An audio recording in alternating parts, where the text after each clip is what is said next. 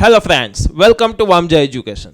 આ વિડીયોમાં આપણે જોવાના છીએ ધોરણ 8 વિષય ગણિતનું ચેપ્ટર નંબર 9 છે માપન, જેમનું સ્વાધ્યાય 9.1નો પ્રશ્ન નંબર 6 આપણે પહોંચી ગયા છીએ. આગળના વિડીયોમાં મેં તમારી કોમેન્ટ વાંચી, તમને બધા જ દાખલા, બધા જ સમ એકદમ વ્યવસ્થિત સમજાઈ ગયા છે. ઓકે, તો વધીએ છીએ આપણે નેક્સ્ટ સમ એટલે કે નેક્સ્ટ દાખલા તરફ, જે છે ક્વેશ્ચન નંબર 6.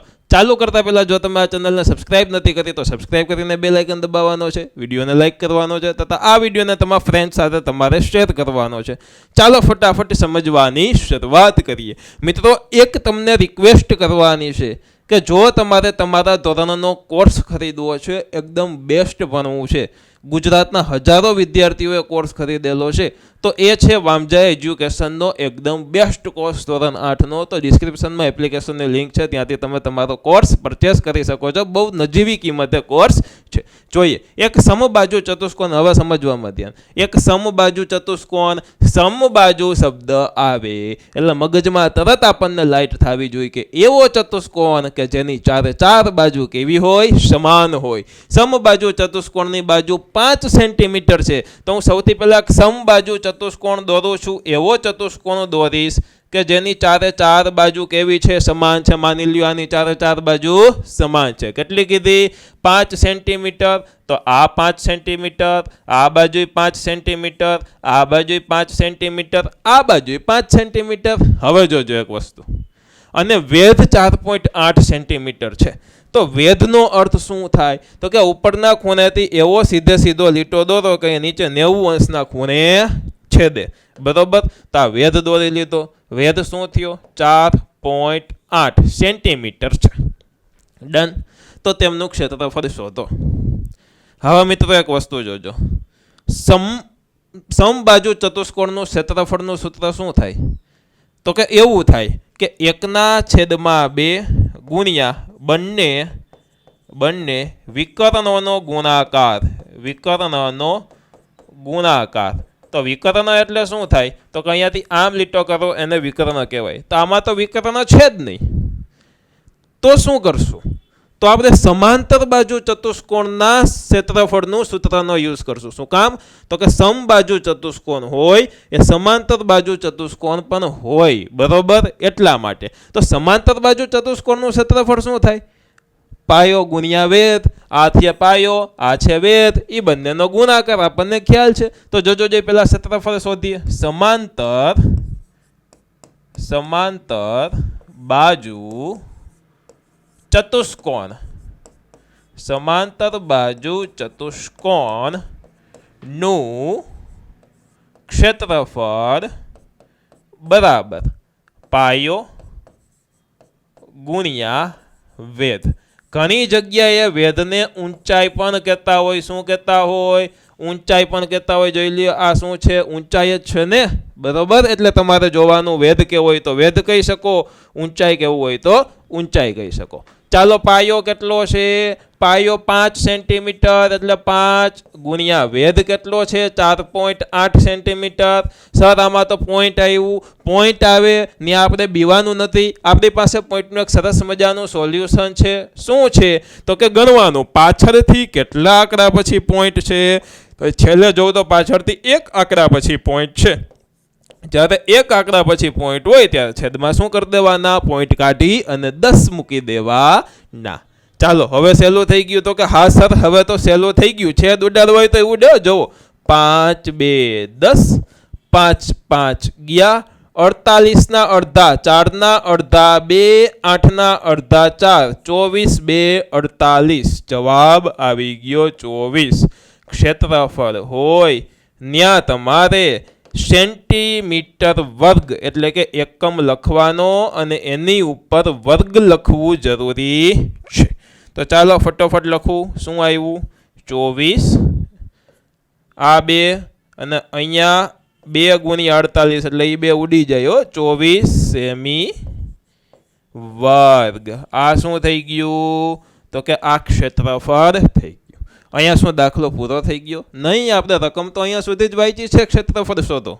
આગળની રકમ તો વાંચવાની જ બાકી છે. જોઈએ, જો એક વિકર્ણની લંબાઈ 8 સેન્ટીમીટર હોય માની લ્યો કે અહીંયા હું એક વિકર્ણ દોરું છું અને એ વિકર્ણની લંબાઈ 8 સેન્ટીમીટર છે. જો અહીંયાથી મેં આ વિકર્ણ દોર્યો, થોડોક સીધો કરી દઈએ.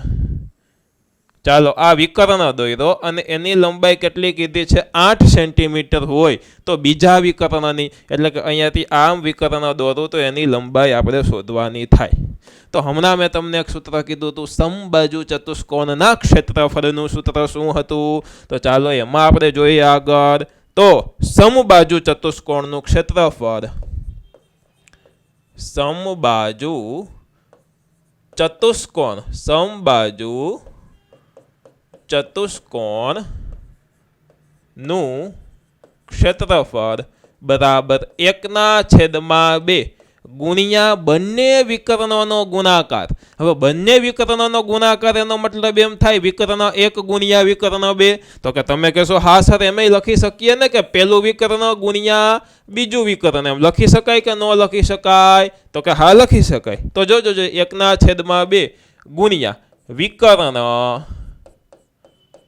1 ગુણ્યા વિકર્ણ 2. આનો અર્થ શું થયો? કે બે વિકર્ણનો ગુણાકાર, પેલું ગુણ્યા બીજું. ડન. ઓકે.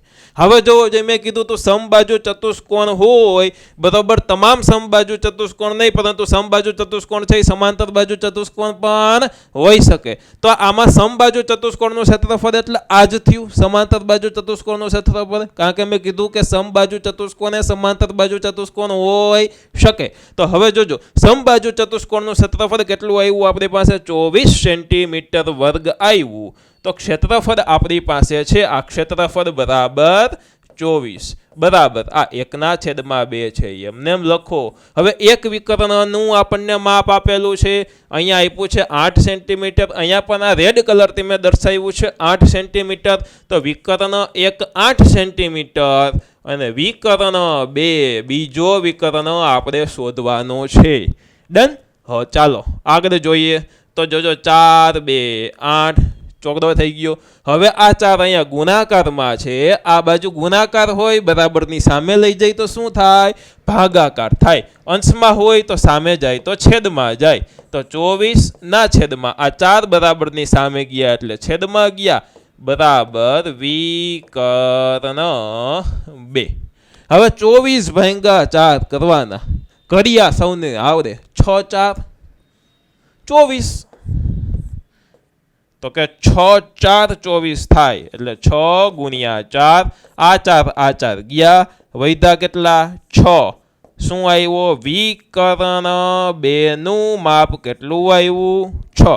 તો આમાં લખવાનું હવે આવી રીતના કે જવાબ 6 આપણને ખબર છે, પણ વિકર્ણ બીજો આ બાજુ લખીએ કે વિકર્ણ 2 બરાબર 6 અને એકમ લખવો ફરજિયાત છે કે સેમી. બીજા વિકર્ણનું માપ આપણી પાસે આવી ગયું છે 6 સેન્ટીમીટર.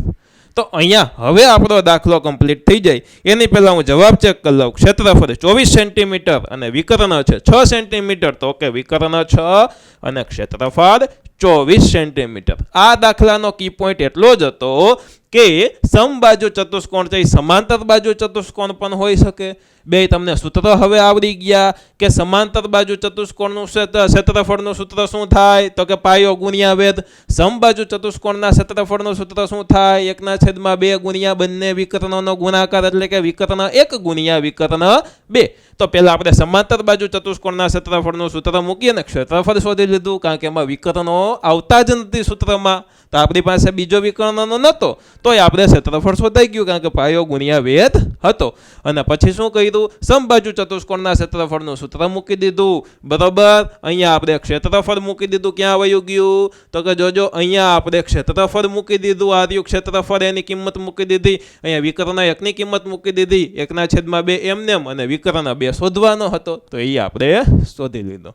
તો અહીંયા થઈ જાય છે આપણો સરસ મજાનો દાખલો કમ્પ્લીટ. આશા રાખું છું કે એકદમ વ્યવસ્થિત રીતના તમને દાખલો સમજાઈ ગયો છે. જો મજા આવી છે તો ચોક્કસથી તમારે વિડીયોને લાઇક કરવાનો છે, ચેનલને સબસ્ક્રાઇબ કરીને બેલ આઇકન દબાવવાનો છે, સરસ મજાની કોમેન્ટ કરવાની છે. જો તમારે અમુક વસ્તુ એવી હોય કે તમારે બીજી વસ્તુ ભણવી હોય, આપણી ચેનલમાં અમુક વસ્તુ તમને ન પણ મળતી હોય તો તમારે કોમેન્ટ કરીને મને જણાવવાની છે, તો એ વસ્તુ પણ હું બનાવવાનો પ્રયત્ન કરીશ, એમના વિડીયો પણ મૂકવાનો પ્રયત્ન કરીશ. વોટ્સઅપમાં તમારા વિડીયો જોતા છે તો વોટ્સઅપ ગ્રુપની લિંક મેં ડિસ્ક્રિપ્શનમાં આપી છે, વોટ્સઅપ ચેનલની લિંક તેમાં જોઈન થઈ શકો છો. ટેલિગ્રામમાં તમારે ખાસ જોઈન થવાનું છે, તેમની લિંક પણ ડિસ્ક્રિપ્શનમાં આપું છું. અને ખાસ હું તમને કહીશ કે જો તમને ધોરણ 8નું ગણિત અઘરું લાગે છે, તમારે આ ધોરણ 8 છે ને ધોરણ 10નો પાયો છે, પાયો મજબૂત હશે તો ધોરણ 10મું ઓટોમેટિક સારું આવડશે. બરોબર, તો પાયો મજબૂત કરવા માટે તમારે એક સરસ મજાનો નજીવી કિંમતે ઓનલાઈન કોર્સ ખરીદવો જોઈએ, અને એ કોર્સ વામજા એજ્યુકેશન એપ્લિકેશનની અંદર ખરીદશો તો તમને ખૂબ સારું ભણવા મળશે, કારણ કે તમને મારી મેથડ, મારી રીત સમજાય છે એટલા માટે. તો મળીએ છીએ સરસ મજાના નવા વિડીયો સાથે. ત્યાં સુધી આવજો, બાય બાય. ભણતા રહ્યો, ગણતા રહ્યો, પ્રેમ કરતા રહ્યો. ધન્યવાદ.